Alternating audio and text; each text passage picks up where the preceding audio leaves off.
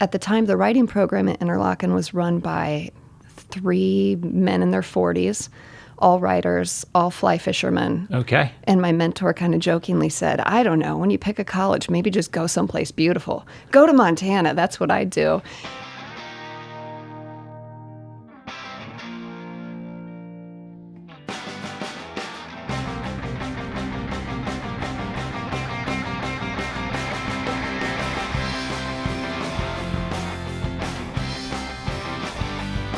This is A New Angle, and I'm your host, Justin Angle, marketing professor at the University of Montana. This podcast is my chance to speak with cool people doing awesome things in and around the great state of Montana. We are proudly underwritten by First Security Bank and Blackfoot Communications. All right, welcome back. Thanks for tuning in this week. Before we get into today's episode, just a reminder to please get out there and complete our listener engagement survey. We've got a link posted to all of our social channels, A New Angle Pod at Facebook, Twitter, and Instagram. You can also find a link to the survey on the landing page of our website, anewanglepodcast.com. So please check it out. We're doing this so we can improve the listener experience. We can get information from all of you that we can use to make things better and to give you more of what you like and less of what you dislike. So help us out. Complete the survey. All right, today's guest, Melissa Stephenson, another just fantastic writer in the University of Montana orbit, a graduate in English of our program here at the University of Montana. We talk a lot about her new book that came out in July, Driven, a White-Knuckled Ride Through Heartbreak and Beyond. It's Melissa's first book. It's a powerful memoir about her amazing life experiences to date, the tragic loss of her brother. We have a pretty powerful conversation about the process she went through to write this book, how she felt like she was ready to capture the truths and the difficult things she's been through in her life.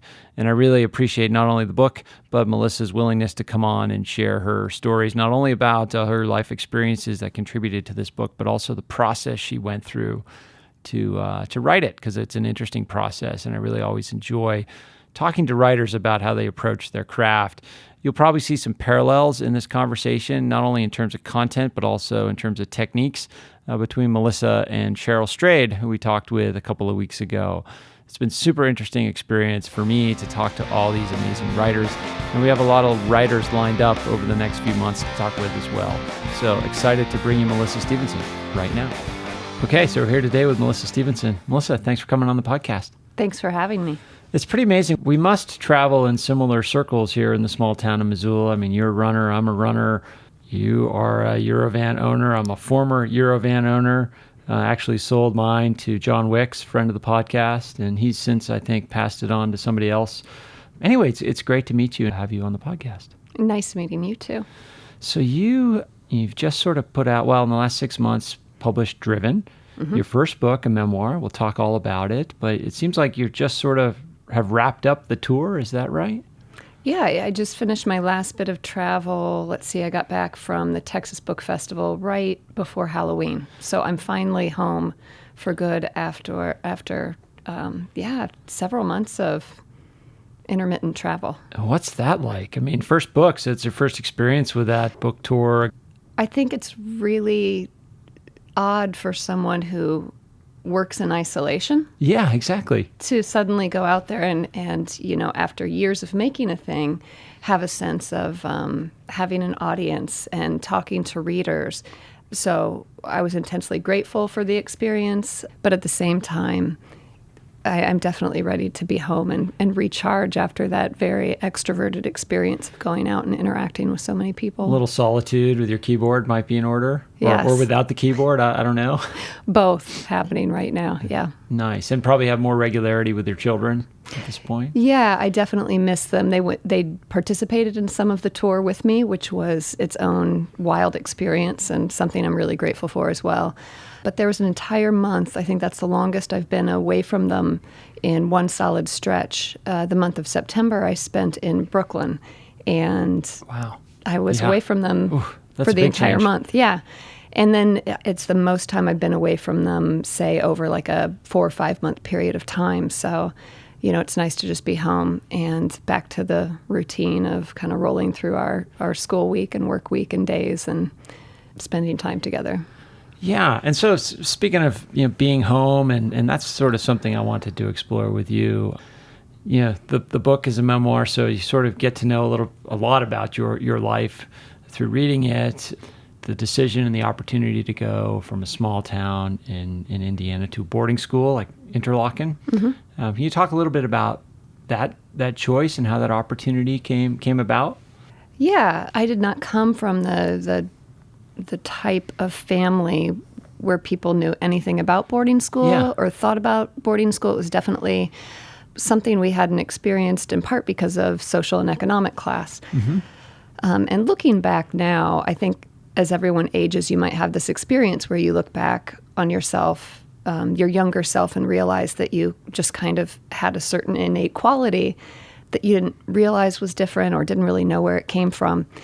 And from the time I was young and you could send away for information on schools, like in the back of 17 magazine, I started sending away in 5th grade for information from military boarding schools or any kind of ticket out of the state of Indiana. And was that an explicit want at that point to get out of your current situation? Yeah, and it wasn't really because I came from a difficult family life of any sort. I had young parents, a really, fun family to grow up in, and a lot of love. I just was born with this innate sense that I was supposed to live elsewhere and go out into the world and do other things. Mm-hmm. And so I was really searching for that from the time I was very young. And in 8th grade, at the end of middle school, I found out about Interlochen. And this was ideal because I was pretty active in the arts, and it was a fine arts boarding school in the middle of the woods in northern Michigan. And so I started to apply for that in secret, and my parents found out and took me up for an interview, kind of to humor me, or audition. And then I had the odd good luck that I got a hefty scholarship from Cummins Engine Plant. Okay. And their world headquarters just happened to be in my small hometown of Columbus, Indiana. Oh, interesting. Yeah. And looking back now, I realize, despite, the quality of my audition, Interlochen probably really wanted to be able to use those scholarship funds. Yeah. And I might have been the first person to apply in years. So it worked out. Well, it worked out for both parties, I guess. It did, yeah. Right. Mm-hmm. So from Interlochen, during that time, you sort of, there's a variety of creative arts going on in that school, a lot of performance art. But during that time is when it emerged that you sort of wanted to pursue writing as a thing? Yeah, I originally went up for my audition to Interlochen carrying my flute and some poems that I'd written and my ballet shoes, and I ended up auditioning for theater. I think they were in need of theater majors. So my first 2 years, I was a theater major, and that was a struggle. And I think those 2 years were about learning that while I loved the literature and the characters, being on stage was maybe not my thing. And rolling with that large group of really bright, shiny extrovert personalities. Exuberant, big personalities, yeah. Yeah, I definitely got sidelined. I didn't know how to participate in that. But then the flip experience, the opposite happened. As soon as I walked in and changed my major to creative writing, I just kind of knew I'd found my thing. Mm-hmm. And you ended up here in Missoula at the University of Montana studying English. So tell us how that happened. The year that I was searching for colleges, I happened to read 3 random books, all made mention of this place called Missoula, Montana. I think it was Hemingway's For Whom the Bell Tolls. The narrator, I believe, is a school teacher from Missoula, Montana. Mm-hmm. And Jim Harrison, I think it was in the Legends of the Fall collection somewhere in there, he makes reference to Missoula, Montana. And A River Runs Through It, which around that time, Norman McLean. Yeah, it was being made into a movie. And then at the time, the writing program at Interlochen was run by 3 men in their 40s, all writers, all fly fishermen. Okay. And my mentor kind of jokingly said, I don't know, when you pick a college, maybe just go someplace beautiful. Go to Montana. That's what I do. And I did select 3 or 4 different colleges to visit. But I physically reacted to Missoula when I, stepped out of the airport and just looked up, and I'd never been further west than Chicago. I think a lot of people have this experience with Missoula. Yeah.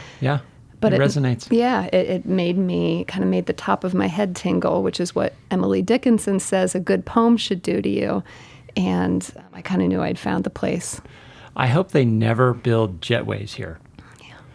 When I came out here, I was a graduate student at the University of Washington in Seattle, and we came out for my recruiting visit, 7, 8 years ago. Mm-hmm. Yeah, getting off the plane with no jetway, just walking onto the tarmac, and this Yes. was in early September or something, just breathtaking views. It's actually way better experience than it is driving into Missoula. Driving into Missoula is much less aesthetic. That's true. Yeah, I agree with that. So, a student here at the University of Montana, what years were you here? Let's see. I kind of did the 5-year plan where I came out as a full-time student and then took a little bit of time to get residency and, Sure. and attended part-time. So I was here 93 through 98, but I Okay. continued to live here until 2000. Yeah. Interesting time to be at the university, different time than now. Yes, for Yeah. sure. And so during that time, as a student and then as a graduate of the program, what is your relationship to writing at this point? It was interesting coming out here as an undergraduate. In hindsight, it was an excellent decision for reasons I didn't fully understand then.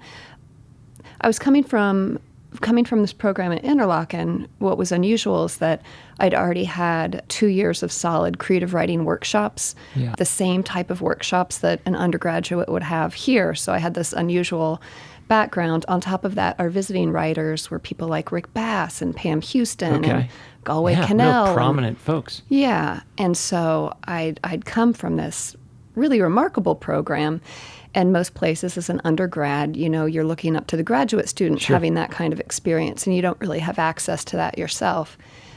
At the time, there was a new poetry professor here, Mark Levine, who now, I believe, teaches at the Iowa Writers Workshop. And he was maybe 26 years old, a really, really young professor, and he was also my advisor. And as a freshman with a lip ring and green streaks in my hair and my collection of poems, I kind of waltzed into his office and said, well, I'd like to actually be in your highest level workshop. And he kind of laughed, and he had me go to some 200 level workshop, a 300 level workshop, and I kept coming back saying, no, those aren't the classes for me. I want to be in your 400 level workshop.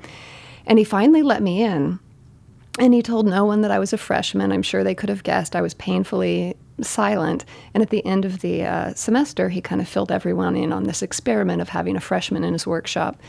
And I still see those writers, they were graduate students, and it was really cool to be able to work with them and look up to them. But I was mainly writing poetry, and the reason this program was so excellent for me as an undergraduate is that at the time you did have that overlap where once an undergraduate reached those 400 level workshops, they were crossing paths with some of the graduate students. Yeah. So I thought that was fantastic. Yeah, and that kind of makes me think about, something I've heard you speak about and write about in other instances is this concept of confidence. And you talked about your time at Interlochen. You didn't have the sort of confidence that motivated you to do the stage work or the performatory work. Yet to write a book like Driven, to write a memoir as your first book, to ask this professor as a freshman to be in the advanced seminar, that takes a certain type of confidence. So can you talk about how that, confidence within you and the different types in different ways it manifests? Yeah, I mean, what you're tapping into with that question is something that I'm actively thinking about right now. Okay. And actually, I'm writing about it now, and also having the book come out and having people that I grew up with read it and them giving me responses has brought to the foreground for me this sort of innate confidence that I've always felt when it comes to knocking on doors. I've always felt that I don't knock on doors because I deserve for that door to be open for me.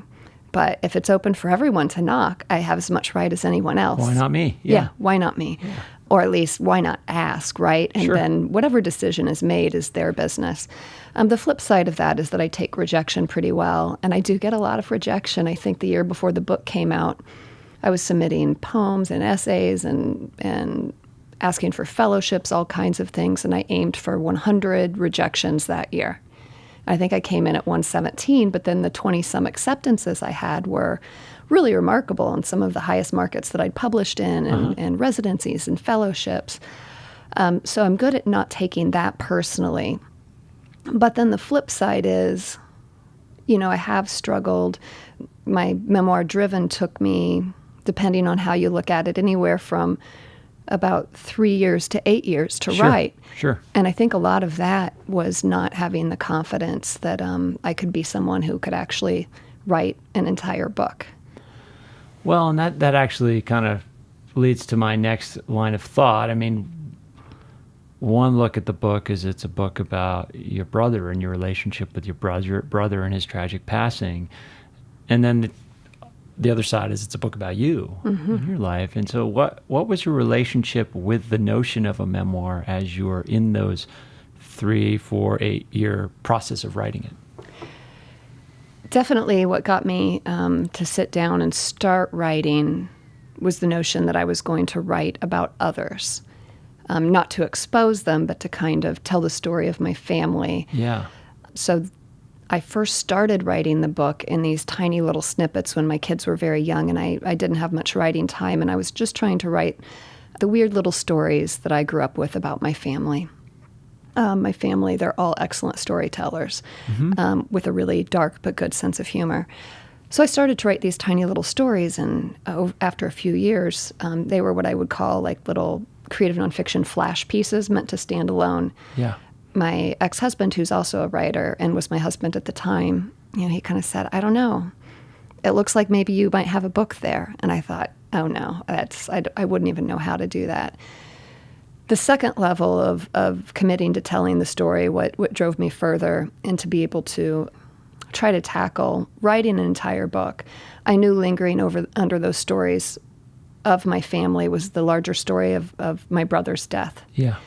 And I really think that's a story that I had to write that story before I could go on to really invest myself in other projects. And so once I strung together all those little pieces, I found the structuring device of writing about cars, which is what allowed me to write about the deeper story of my brother's death. And it really wasn't until the entire manuscript had been revised several times, and my agent was getting ready to put it out on submission, which means selling it to publishers. Yeah. And she said, well, you've done such a good job. She was saying something congratulatory. And she said, I hope you know, though, I hope you realize by now, you didn't just write a book about your brother. You wrote a book about yourself. Yeah. And, that's something that, for lots of complex reasons, I think one of them is in the literary community, there is a sense of, if you're a female confessional poet, or, if you're a female memoirist, you're writing about yourself, and isn't that possibly shameful? Interesting. Okay. And so I think with the self-confidence, that was part of the baggage where if I were writing a novel and I happened to be writing about rich teenagers in the Hamptons playing tennis, as Philip Roth writes about, I don't think I would have questioned the validity of that. Yeah, I hadn't thought about that gender dynamic with memoirs. Yeah. You feel like that was an explicit thing you bumped up against? Was it? I think it's you something. Shouldn't do that as your first book as a woman writer. I think it's something I internalized. Okay. And there are lots of reasons for that. I don't know that people, as I was writing the memoir, I wrote it so much in isolation. I was done with my education by then. I'd earned my master's degree in fiction. Yeah. But coming out of a master's degree in fiction, there were definitely a lot of loud male voices in that program, which I think is not uncommon, and having a background in poetry as well. And submitting poems as a woman writing about motherhood, I was very aware that there are schools of thought that very well-respected writers participate in, where writing confessionally or writing about yourself is at least framed in a way that is shameful. Huh. So part of the process there is to realize what I've internalized and kind of articulate it and go, that's not serving me. And actually, I don't agree to any of the assumptions of that premise. Yeah, I mean, that's interesting because a theme of your book, and we talked a little bit before starting to record. That we had Cheryl Strayed here on campus a few months ago, or a month or so ago, and I got the chance to do an interview with her, and this broader conversation about grief and how we fail broadly as a society to talk about it, then we fail at the individual level, we fail within families. We're not good at grief. No. Yet it seems that these types of books, like Driven, like Wild, are getting closer to the truth of how to effectively confront, cope, and deal with grief. So this notion of, oh, you shouldn't write about that, that seems to be consistent with this general failure to deal with grief. It's the same thing, Yeah. really. I think there's a line in the book where I kind of acknowledge that I experienced 2 losses when my brother died, coming from a family of storytellers, and my brother giving us some of the best stories, the oddest stories, the most eccentric stories. There was the loss of having an actual sibling in this world. And then the secondary loss was, now when I try to tell a story about him, it makes people feel weird, and they don't like it. Yeah. And so socially, despite, all the many complex reasons people had to react that way, I was being asked to sort of just cut that person out of my life completely. And so, it is, I did have to find a way to make space for this story. And doing that through literature, then people can have their own private experience with it. I so admire how Cheryl Strayed did that. And in fact, I was aware of her book. I also had done a long-distance hike of the Appalachian Trail in 97, which is just a paragraph in the book. And because her book was so popular through the years I was writing Driven, I did not allow myself to read a word of Wild until I was maybe on my 3rd or 4th draft and had an agent by then. And that probably makes sense, yeah. I didn't want to be too influenced, and I'm glad, because I definitely was moved by Wild and the connection between the adventuring and the grief, and the adventure as a way to reckon with your grief. Yeah. And along those lines, I mean, you referenced it earlier, you using cars as a mechanism to kind of tell this story. At what point, I mean, when you're in the process of trying to put this project together, to go from these, little vignettes that you've written or tried to capture, and then your ex-husband telling you this might be a book, and does the realization that this through line of cars and the important role they played in your family, does that create the opportunity to then think of this as a book, or does it later present itself as a way to connect all these disparate pieces that you've assembled? I was trying to find a way into, I had all these flash pieces, and I had accepted, okay, at least open my mind to the idea that this could be a book, and the one story that is sorely missing is the main story of my brother's death. So I was looking for a way in with no confidence that I could find it. And I'd say there's 3 main things that happened for this book that happened very quickly. Most of it was just good old-fashioned hard work and trudging along through sentences and paragraphs and revising. But 3 things were sort of aha moments that felt like great gifts when they arrived.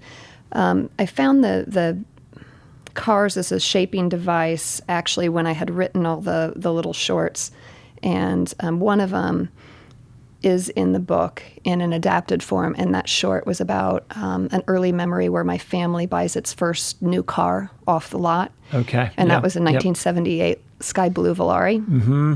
And so I was just kind of trying to figure out, kept trying to write my way into this story. And whenever I'd try to write directly about my brother's death, the words just fell flat. I mean, there was no life to them. I couldn't do it.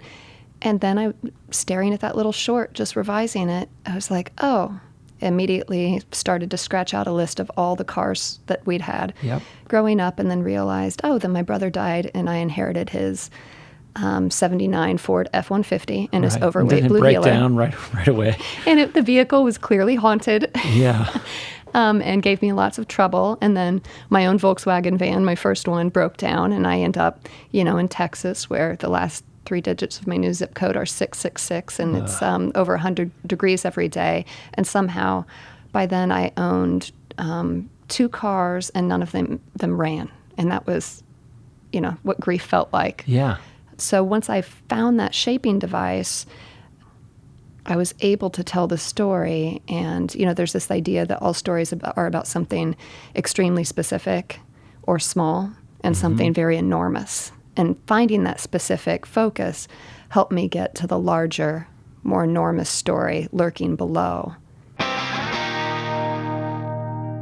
A New Angle is underwritten by First Security Bank and Blackfoot Communications, 2 cool companies doing awesome things all over Montana. This is Cameron Lawrence, MIS professor in the College of Business, and you're listening to A New Angle. So you've called this a shaping device, and that's apt. Mm-hmm. The process you're describing, it's hard for me to distinguish. It creates a setup for you to tell the story, right? Mm-hmm. But does it create a setup for you to cope with the grief and understand the awful things that you've gone through yourself? And how do those 2 things fit together in this and capturing that? What comes to mind is something I distilled in the past few months promoting the book, something that was lingering, but that I never was able to articulate very clearly. I would say in the family I grew up in, looking back, these huge issues were clearly lingering. We didn't talk about what I later found out was a family history of depression and suicide. We didn't talk about what was becoming increasingly clear, addiction issues with my mother and my brother in the family, but we could talk about cars. Yeah. And often through talking about cars or music or any of the specific things we could chat about, some of the larger issues would find their way in naturally, just little hints of them. Okay. There's a scene where, in the book, where I'm picking up my brother to go to my grandmother's funeral, our great-grandmother's funeral, and he is casually, as we're talking, burning a tattoo off of his leg by heating up the head of a large nail. Right. And we're talking about my new car, a Saab. And as we're kind of talking about this car and this bizarre scene is going on, eventually somehow I get my first verbal confirmation from him that he sees our mother is drinking far too much as well. And I forget how exactly it comes up, but just through us having this sort of inane everyday conversation, suddenly that big thing bubbles up and he's like, I'm worried about Mom. And it's like, oh, okay, reality check. He sees it too. And I think writing about cars in the book worked very much the same way, where when I wasn't trying to write about something as overwhelming and abstract as grief, then I could focus on the scene. And as a writer trained in fiction, that's very comforting to me to be able to draw the reader into a scene. And through that scene, often without me even understanding the importance of it, by the time I'd get to the end of the scene, boom, something would bubble up that was about grief, about connection, about our family history, something far larger. And are you recognizing that as the words are coming out? Or does it take, what's that process look like? Are you in the moment, or are you reflective after when you read what you put down? I'd say this is happening to me still today. Yeah. What I've learned is to really trust that process, and that when I sit down to write, I don't want to know exactly where it's going, but clearly there's something pulling me to the page that's intriguing to me. And so on a good writing day, when those things do start to bubble up, I would look like an odd bird perched on the end of her chair, talking to her computer, going, yes, I see it now. Yeah. And sometimes it might be a scene that I have to revise several times before I pull out all those threads. And definitely when you take it to the larger scale of a book, there's so many scenes that were written where the ultimate threads didn't tie back. And so those scenes were cut, and the ones that are that kind of all wove together are the ones that stayed. Yeah, it makes me think about some of the challenges of, I teach in a business school. We try to do a little bit of writing here. It's really important for our students for any student to be an effective verbal and written communicator. Yet, it's hard for me in the context of my class to teach writing. And then the type of writing I do doesn't really, qualify me as a teacher for any kind of creative writing, but it makes me think about, I'm really intrigued by your process. Mm-hmm. And one thing that stood out to me when reading Driven was, it's a memoir, but it's nonlinear, and you play around with time in a really fascinating way. And it made me think, what does that writing process actually look like? Do you write it linearly and then sort of after the fact move things around to make it work? Or how does time factor in the construction of a memoir? Yes to all of what you said. Okay. Yeah. It was definitely a real messy, time-consuming process finding the structure of this book. And I hope that I learned how to reduce that sort of experimental time with future books, but who knows. When I first read this, it actually had a braided timeline. Mm-hmm. And so the main events of the book start to happen as my then husband and I are moving away from Missoula in August of 2000. Right. So I think the first chapter was an August of 2000 section. Then every other chapter would flash back to the past. And eventually, by the very end of the book, those two timelines met. The feedback I got is that while that was an artistic and beautiful and sometimes moving way to structure it, it was very confusing. Mm. And I couldn't see it anymore because I'd been working on this book so long. Yeah. So then I separated all that out, and I tried to put it as much as possible, which is hard for me as a poet, into a linear story. I guess I'm just wondering, I can do that with an academic paper, move mm-hmm. one section from another, but we're still dealing with a small number of pages. When you're dealing with a, 100, 150 word document, how do you're intimately familiar with where things are and what they are and whatever, but how do you even begin the process of moving things around like that? Sometimes it involved printing things up and actually cutting apart pieces of paper and taping them back together. It definitely involved taking each section. It was a long time before I even found chapter names. Taking each section and giving it a title and putting it in its own Word document. Okay. And then kind of shuffling those around. It was a mess. I often had 3 different files that were 90,000 words each that were 3 different versions of a possible timeline. I do love the way it ended up for certain reasons. It is linear enough that you can kind of follow the main timeline, and yet there's these things that break up that linear quality, and there is a whole section in the 3rd quarter that kind of steps back to the year before my brother's death. But it all seems pretty intuitive, I would hope, without being completely linear. And I don't think our memory is really linear. Not at all. So no. I like that the book has some of that sort of zoom in, go into hyper focus, and then zoom out and kind of collapse time. Yeah, I hadn't thought of it from that standpoint. It reads so fluidly. That's kind of why I was so intrigued by this notion of how you actually did it. And the fact that it maps on to the fact that our memories are nonlinear, and the salience of different memories does not align with time and all those things. It works super well. But it seems like it was really hard to do, and I'm sure it was.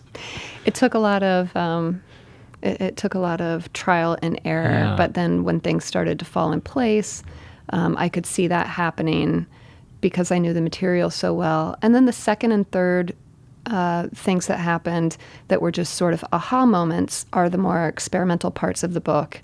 Those are the sections in italics, and then in the first half, that section all happens from my brother's point of view on August 6th, the day of his death, and that kind of breaks up the linear quality of a book that tries to cover all of childhood in the first 80 pages. Yeah. And in the second half, it's this little section that I think is the bargaining we do with grief. And they're just little 1 or 2 sentence passages that all start with, consider this. Yeah, the hypotheticals, the counterfactuals. And that's... The idea is if, a butterfly flapped its wings on the other side of the world, would my brother still be alive? But that's a huge part of grief, right? Yeah. I always think about what could we have done, or how could this have done differently if I had tied my left shoe instead of my right shoe first, this all would have changed. And yeah. I think we naturally go there. Yeah, and I was grateful to find a way that cut out all the fat and connective tissue to just drop those little bits in there without needing to get more people in and out of rooms or introduce more characters. Sure. Yeah, it's very effective. Good. And I guess, as you know, one thing I've thought about, through thinking about Driven in your relationship with your brother and the highs and lows of that, how do you, as a mom, as a single mom here in Missoula, your children are what, 10 and 12? You said 11 and 12. 9 and 12. 9 and 12. How do you view your responsibility as a mom with your children to kind of observe patterns in their behavior, how they interact with you, how they interact with each other, how you deal with grief within your family, things like that? How's your writing and your reflection affected your role as a mother? I think it's made me more aware of our sort of inherited ghosts. And by that, I mean whether it's an actual sense of a lost person, like my brother and his story, and what that means in my life and what it means for my kids, or if it's a inherited pattern or tradition or silence or omission. For example, my kids ended up being the exact same age and gender spread as my brother and myself. Yeah. I was 3 years younger than my brother. Their temperaments are very similar as well.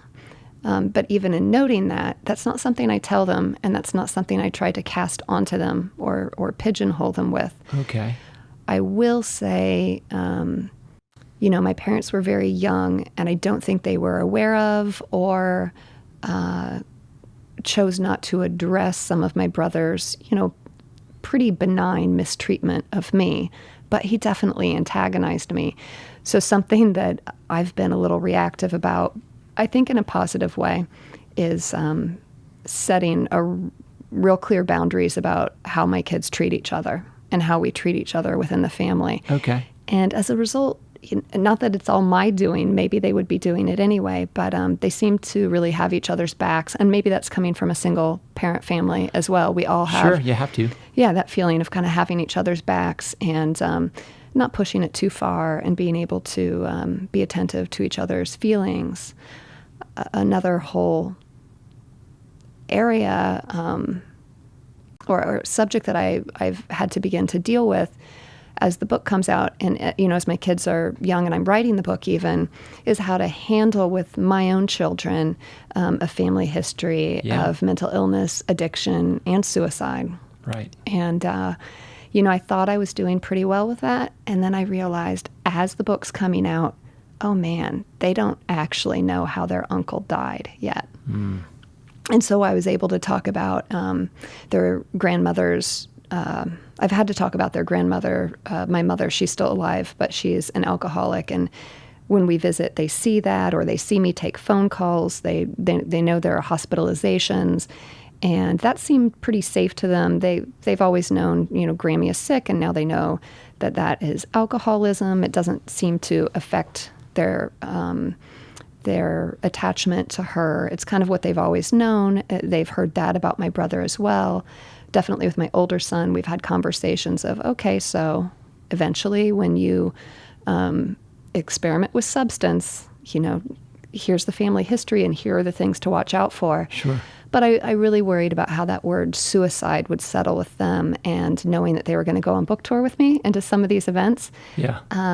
We had to have that talk last summer as the book was coming out. And my son was mainly concerned that I was telling him something that he thought was hard for me.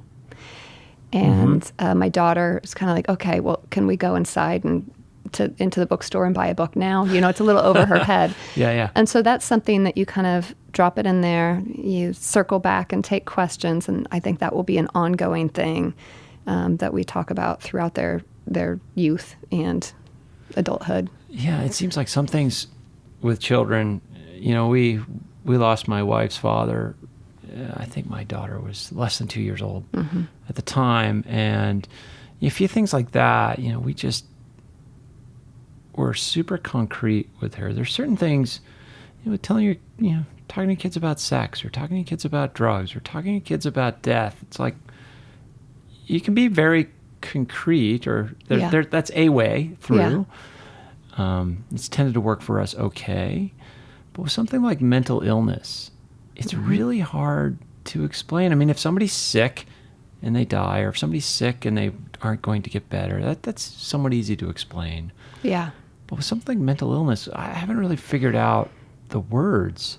So not only is it's sort of awkward and it has this societal kind of taboos about talking about it, it's also actually difficult to find the right language, I think. I think so too. And that's probably the one we've talked about the least because, my mom and my brother, they don't have / didn't have any concrete diagnoses that I know of. Yeah. And yet it was really clear that they were self-medicating for mood disorders. I think one way it trickles into my parenting, though, I definitely realize as a writer, even though I seem to have escaped the mental illness issue, as a creative person, I probably have more feelings than some people, or they are closer to the surface and pretty accessible. Sure. With the kind of writing I do, which is pretty raw and pretty vulnerable, I have to be able to sit down and access those feelings on a daily basis.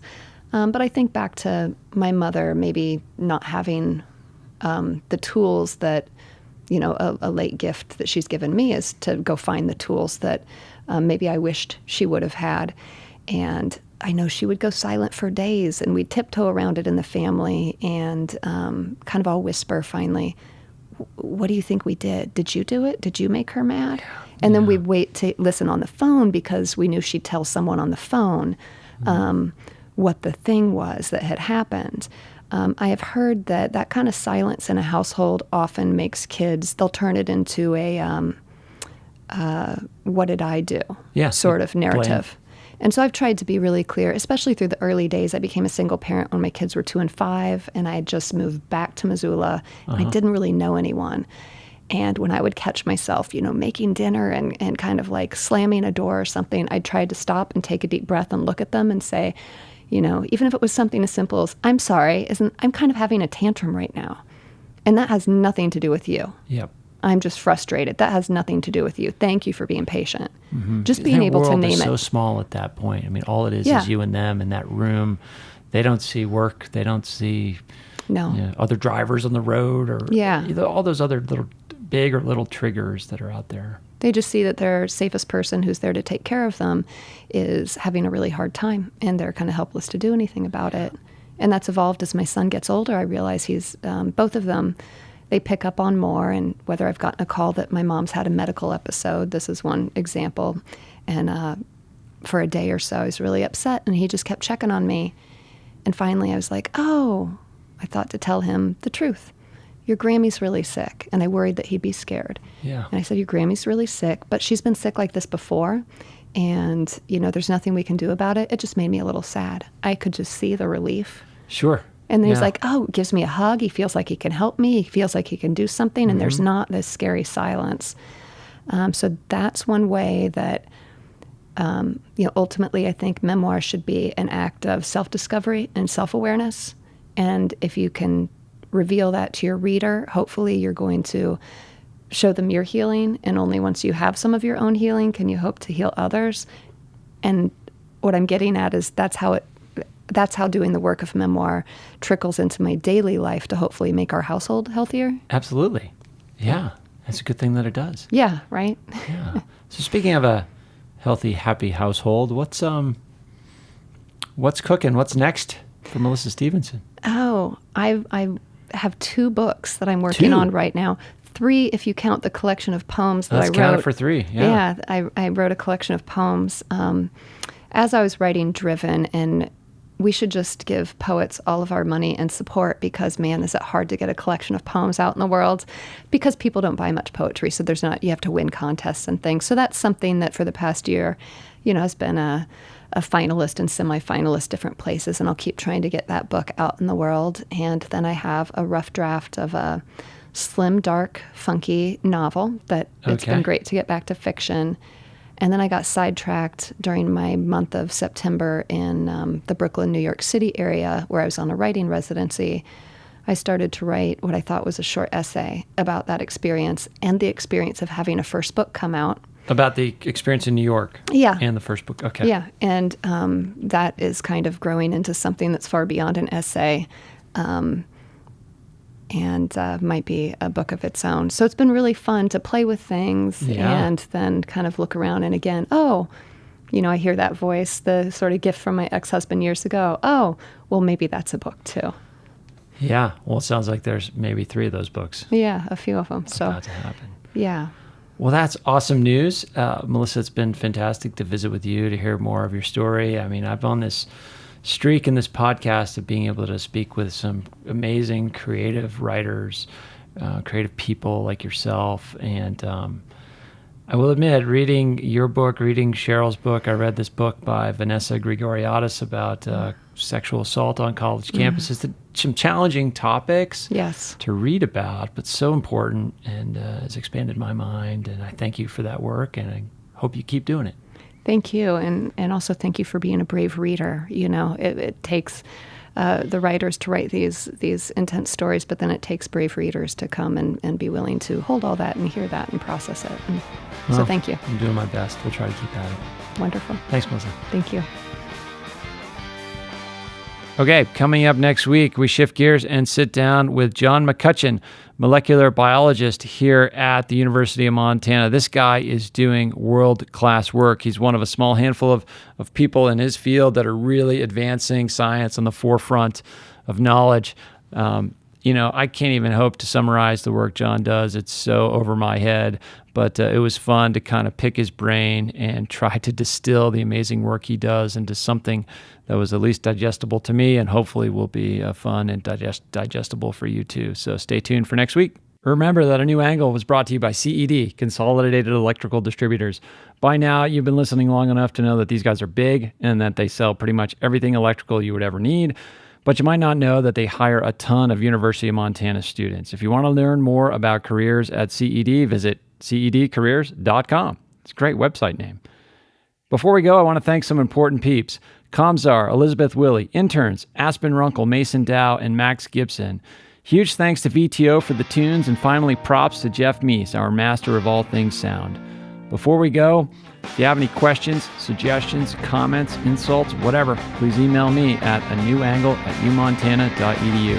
Help us spread the word, and be sure to use the hashtag #anewangle when you do. Thanks a lot. See you next time.